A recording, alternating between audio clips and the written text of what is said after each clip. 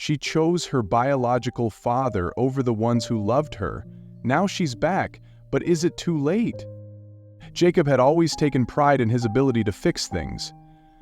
Each was handled methodically, from the leaky faucet to complicated work problems.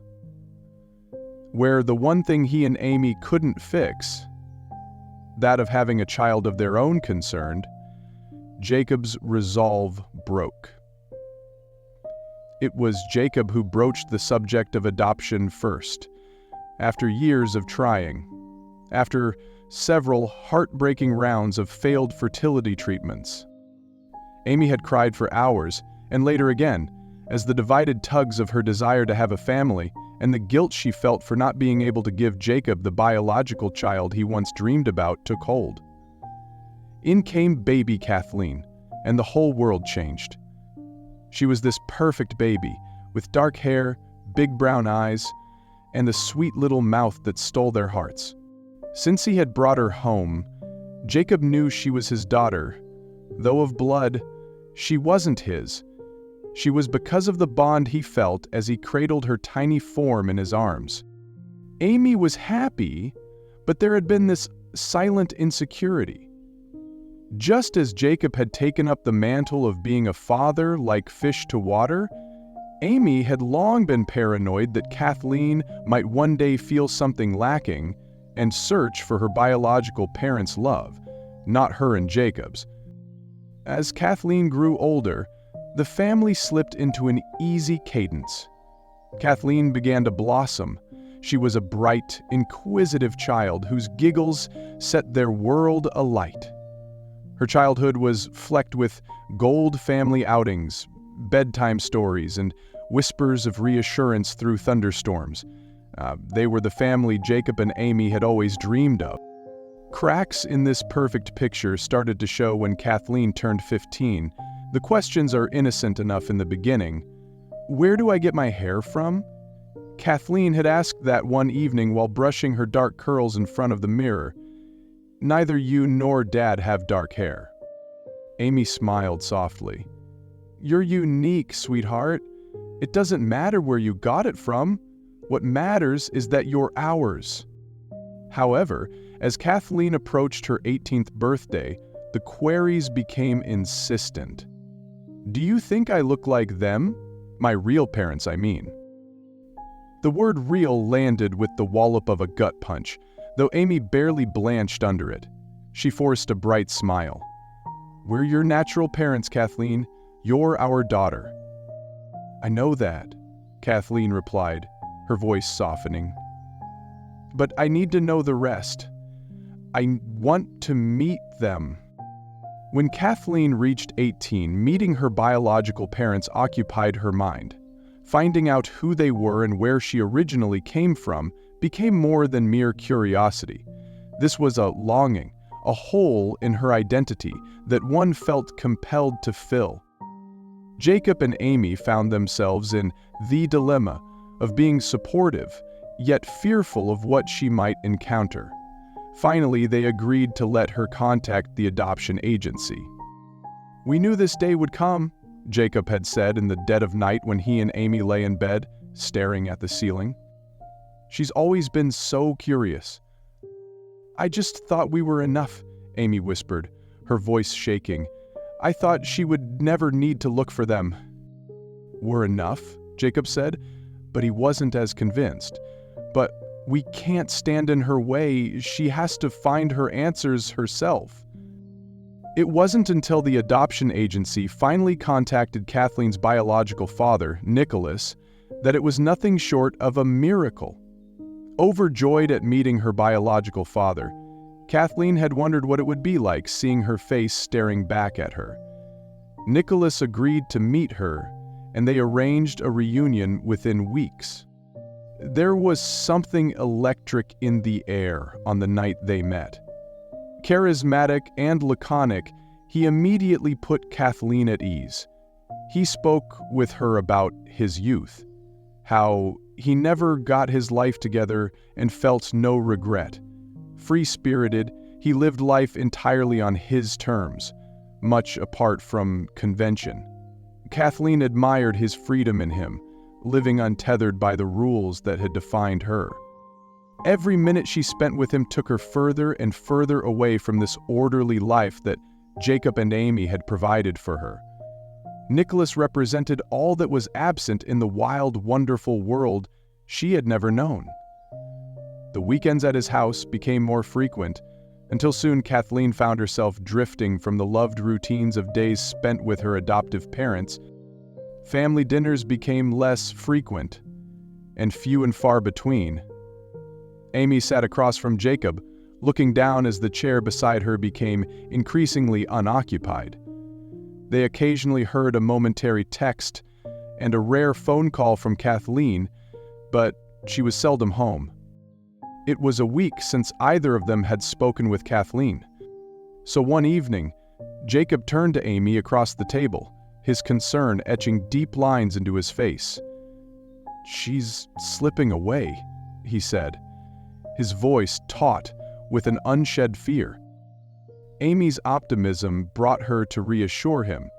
"She's just exploring, Jacob. She'll come back. She's just figuring things out." But Jacob wasn't that convinced. He could feel it. The growing chasm between them. The gnawing fear that Kathleen's curiosity was turning, bit by bit, into something far more permanent. The breaking point came just a few months after Kathleen's 19th birthday. She had been spending nearly all her time with Nicholas and his family. There she had found a connection she wished to see, and the more time she spent with them, the more she started looking at them as her family. Not because she didn't love Jacob and Amy, but because Nicholas represented a life she had never known. And that allure was powerful. Kathleen sat down at the kitchen table with Jacob and Amy one evening. The silence in the room was thick, and Jacob knew something was coming. Kathleen's face was drawn, and her fingers fidgeted on the edge of her sleeve. I've decided," Kathleen started falteringly but firmly, "I'm moving in with Nicholas." Amy, who had been eating, froze, her fork poised halfway to her mouth. "Move in with him?" she echoed, her voice shaking. "I think it's time for me to really get to know them," Kathleen added. "I need to understand who they are, and I just can't do that from here. Nicholas has offered me a place to stay for a while." Jacob's hands balled into fists under the table. "What about us?" he returned, his voice low, even. "What about the family we have?" "Dad, this has nothing to do with you," Kathleen returned. The edge of her voice was caught just below anger. "It's about me. I need to know who I am. And I won't be able to find that out if I'm always living in two worlds." Amy's eyes filled with tears. "But we are your family, Kathleen. We raised you. We've loved you every day of your life." "I know," Kathleen whispered. "I love you both, but this is something I have to do." Jacob sprang from his chair, scraping it on the floor. "You're throwing everything away for a man who wasn't even there for you when you were born," he spat, his voice elevating. "We gave you everything, and now you're just walking out?" "Dad, please," Kathleen said, the break in her voice releasing tears overflowing her eyes. "I am not walking out. I'll still be around." "It's not the same," Jacob cut in. "You're leaving us, Kathleen. You're choosing them over us." "I'm not choosing," Kathleen yelled, frustration boiling over. "I'm just trying to figure out who I am. Why can't you understand that?" Amy threw a hand as if wordlessly begging Jacob to stop, her face pale and streaked with tears. Jacob was angry, hurt, and beyond letting it go. "Fine," Jacob said coldly. "Go, but don't cry when things aren't the same when you come slinking back." Days later, Kathleen did just that. She packed her bags and moved in with Nicholas, leaving behind the only home she had ever known. Amy wept as she watched her daughter drive away while Jacob stood at the window, his face a mask of stoicism. For weeks, the house felt like a tomb. An oppressive silence clung to it, with each room a shell of memory. Kathleen's buoyant laughter, the sound of her feet upon the floor, the pinched tones of her music wafting down the hall. Amy kept busy trying to fill the vacuum Kathleen left with chores, but Jacob retreated into his shell. He sat for hours at his desk in his office, staring blankly at the walls, primarily out of habit. Yet Kathleen had the life she had dreamed of. Nicholas's world was intoxicatingly new, a blur of new adventures, people, and freedom. There were late-night parties, road trips, and endless conversations about life, art, and philosophy. For the first time, Kathleen felt untethered to the expectations that always defined her. But as the months wore on, the news did wear off. Nicholas, who had seemed charismatic and charming, began showing a few hairline fissures in his carefree veneer. He was not as attentive as he had been initially. Kathleen realized he wasn't interested in getting to know her deep down. He was satisfied with keeping things superficial. She'd learned that at school, and completely disconnected from her feelings. One evening, Nicholas lit a cigarette as they sat together on the porch, letting out a long string of thin smoke into the night air. "You're overthinking," he said casually. I thought this would be different," Kathleen admitted in a whisper. I thought I'd feel more connected. More... something." Nicholas shrugged. "Life's not about connections, kid. It's about experiences. You can't expect to find all the answers." "But I wanted to find my place here," Kathleen said, growing irritation edging into her tone. "I thought..." "You overthought," Nicholas cut in with a dismissive attitude. "Look, if you're looking for some big emotional breakthrough, you won't find it here. That's not how I operate." Kathleen turned around to look in his direction, her heart lowering. She had lost everything, including her home, only to find out it didn't exist. She was more confused than before. One night, Kathleen got really drunk at her friend's party. Drunk, she ended up in bed with some guy she couldn't recall afterwards, neither his face, nor his name, nor why it happened. The whole affair was just a complete fog. The following morning, she woke up to find herself left in some desolate outskirts area of the city, in the middle of the desert. It was then that it all crept up on her. What happened? She had been assaulted, but fear clung to her so tight that she just could not gather up the courage to tell it to any person. She had taken a pregnancy test, awaiting silently in dread for the result to confirm her worst fear.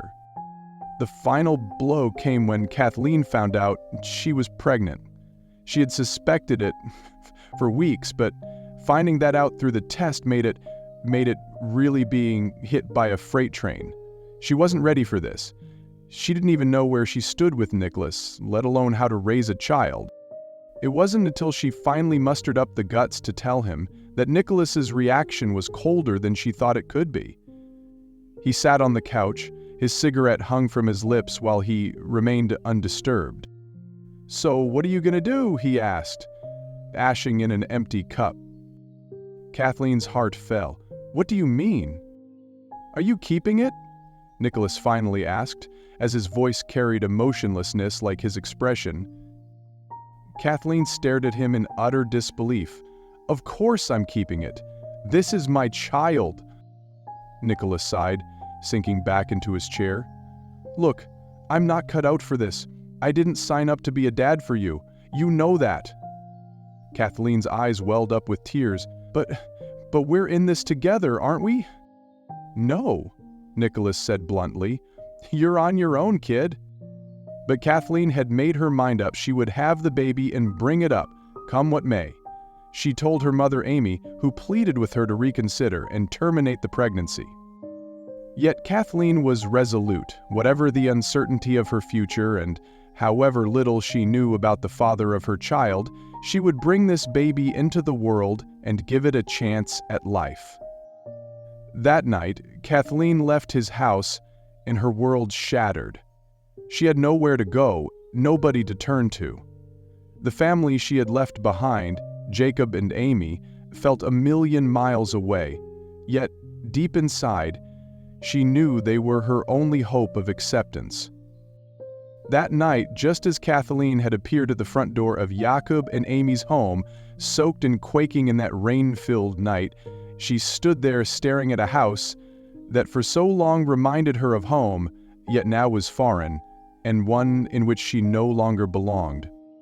Amy opened the wide door and saw Kathleen standing soaked to the bone. "Kathleen?" At last, Kathleen's voice cracked as she spoke. I'm sorry, Mom. I'm so sorry." Amy pulled her inside, embracing her shaking daughter. "It's okay," she whispered. "You're home now." But Jacob was a whole different matter. Turning from the living room doorway, his arms folded at his chest, his face set in icy detachment, he asked in a voice that came low, "Why are you here?" "I was wrong," Kathleen cried. "Nicholas doesn't want anything to do with me or the baby. I did not know where else to go." Jacob's eyes went hard. "You walked out on us. You chose him. Now you want to come back because things didn't work out?" "Dad, please," Kathleen pleaded. "I had no idea this would happen. I did not mean to hurt you." "You said you needed space," Jacob said icily. He went to his desk and drew out the letter Kathleen had left months ago. He handed it to her. "You wanted to figure out your life. Well, now's your chance. You're on your own." Amy gasped. Her eyes were wide with shock. "Jacob, don't—" But Jacob merely turned his back on Kathleen and left the room. Inconsolable sobs convulsed Kathleen as she let herself fall into Amy's arms. For the first time, the weight of her actions finally came crashing down upon relentless as the tide. And for the first time in her life, she saw just how far she'd fallen. In a week, she relocated to a small apartment with the little remaining savings. Life became one shift at work, doctor appointments, and wakeful nights spent alone in her cold little room. Nicholas never called again, and that cruel, bitter reality replaced Kathleen's dream of a close-knit family with him. Amy was always there, bringing groceries and helping Kathleen prepare everything in the nursery. They would sit and talk about the baby, about the future, but never about Jacob. He wouldn't come. He wouldn't even acknowledge that she existed. He couldn't bear the fact of her betrayal, couldn't forgive the daughter that he had loved so well. One afternoon, while Kathleen was folding up some baby clothes in her small apartment, she sat at her small wooden desk and began to write a letter. It was to be to Jacob, her father, the man who had brought her up, who loved her, and whom she had hurt so terribly. She poured out her heart in the letter, apologizing for everything. She wrote how much she missed him, and how much she had realized, too late, that the family she had been searching for had been right in front of her all along. She sealed and mailed the letter, praying it reached him, and he would read it. Within weeks, Kathleen had a baby girl, whom they named Ella. For the first time in her arms, a day-old infant let Kathleen feel all this incredible love from Jacob and Amy. Finally, she learned what it is to be a parent. To love with such strong feelings it hurts. Tears streamed down her face as she cuddled Ella close to her and whispered assurances of love and protection.